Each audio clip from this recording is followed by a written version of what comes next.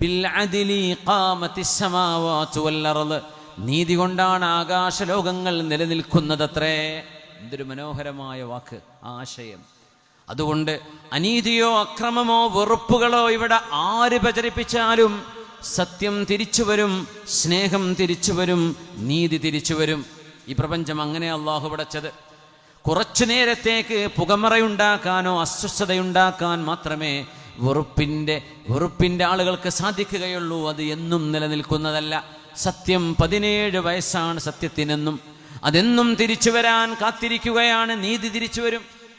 അനീതി നിഷ്പ്രഭമാകും, അക്രമങ്ങൾ നിഷ്പ്രഭമാകും, അനീതികൾ ദുഷ്പ്രഭമാകും.